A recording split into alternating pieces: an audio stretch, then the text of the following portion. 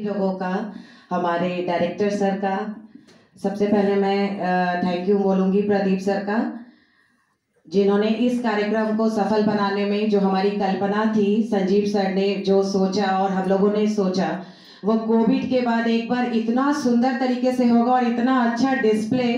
तो सर पूरी तरह से जो मैनेजमेंट पार्ट है उसको आपने जो परमिशन दिया उसके लिए सर का थैंक यू बोलने के लिए जोरदार ताली।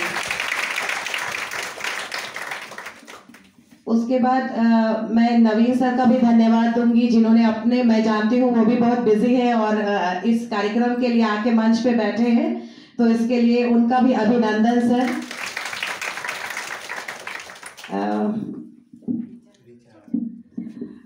रिचा जी का भी मैं स्वागत करूंगी, जिन्होंने अपने जो सेशन लिया है वो तो स्पेशल है ही, और एक अपना इंटरेस्ट जगाया कि इस सेशन में भी अपनी भागीदारी दिखा रही हैं, उनका धन्यवाद। रविकांत सर का आप लोगों ने सेशन गुलजारबाग में किया है, तो सर का ये शायद पहला अनुभव था सिटी जाने का, तो काफी हॉरेबल रहा। तो सर सारी चीजों को आपने झेलते हुए बहुत अच्छा सेशन लिया उसके लिए, और पहला क्लास ही सर का था, तो मेमोरेबल है, हम लोग भी नहीं भूलेंगे। लेकिन सर आपने बहुत अच्छा सेशन लिया, तो इसके लिए भी सर थैंक यू आपका, और उम्मीद है सर जब तक एथनिक फैशन वर्ल्ड रहेगा। हॉरेबल सर मैं ये घटना की चर्चा करूंगी क्योंकि एक्चुअली वह मेट्रो बन रहा है, तो रूट्स काफी डिस्टर्ब हो गए हैं, और सर को शायद किसी ने लोकेशन गलत बता दिया था लोकल में, तो इस वजह से काफी प्रॉब्लम आ गई। ऐसे एथनिक फैशन वर्ल्ड जाना बहुत इजी है, यहाँ से स्ट्रेट आप चले जाएंगे तो गाय घाट में रुकेंगे तो वही एथनिक फैशन वर्ल्ड है। और इसके बाद मैं संजीव सर को फिर से एक बार धन्यवाद दूंगी। कुछ चीजें हैं जो मैं इस मंच के द्वारा आप लोगों को इंट्रोड्यूस करना चाहूंगी सर। हमारे बीच कुछ तो ऐसे एंटरप्रेन्योर हैं जिन्होंने इसमें पार्टिसिपेट किया, 4 एंटरप्रेन्योर ऑलरेडी हैं जिससे इनको फायदा मिलेगा, और इसके साथ साथ हमारे बीच में एक पूनम जी हैं। पूनम जी जरा खड़े हो जाइए।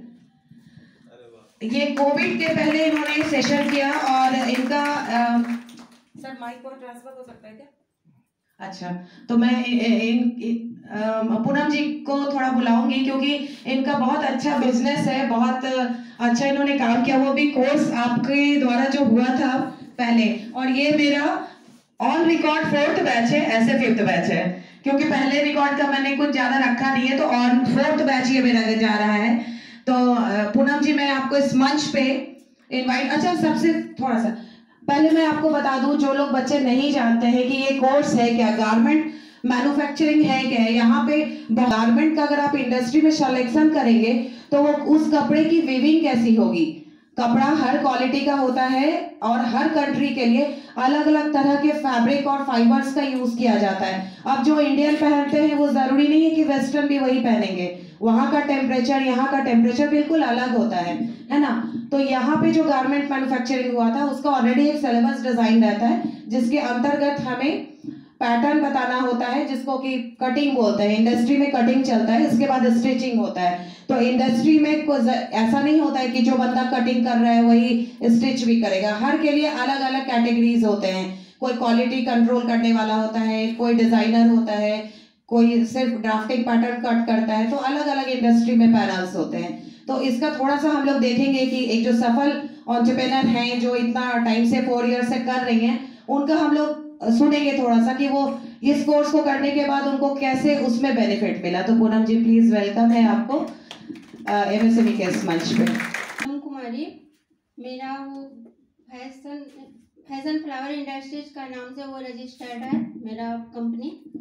मैं मैम से वो ट्रेनिंग ली, उसके बाद कुछ दिन काम की, उसके बाद फिर कोरोना होने के बाद मैं खुद बीमार हो गई, लेकिन मैम के ट्रेनिंग से हमें बहुत फ़ायदा मिले, बहुत सारे लोगों से जान पहचान हुई, बहुत सारे सीखने की चीज़ें मिली, और वो जो हमें दिक्कतें थी वो थोड़ी थोड़ी हम समझने लगे कि यहाँ सीखकर हम किस तरह से काम करें और अपने कंपनी को कैसे आगे बढ़ाएं। आपका किस चीज़ का बिजनेस है बताइए, जो आप काम करती हैं? मैम मैं तो वो ये गारमेंट मैन्युफैक्चरिंग का ही काम करती हूँ, लेकिन सर भागवत नगर। ये कहाँ पे है? सर पटना में ही है, NRL पेट्रोल पंप के पास। अच्छा, बाईपास के पास। हाँ सर। तो वहाँ आपका शॉप है? सर वो एक यूनिट लगाई हुई हूँ। अच्छा।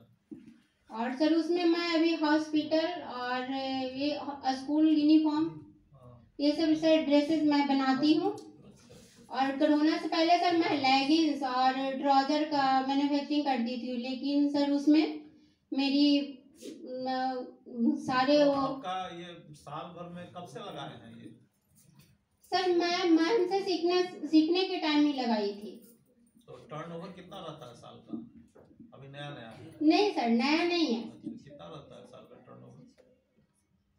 सर वो तो करीब हमें नहीं पता सर, वो GST सर भरते हैं, उनको पता होगा सर। चलिए ठीक है, ठीक। सर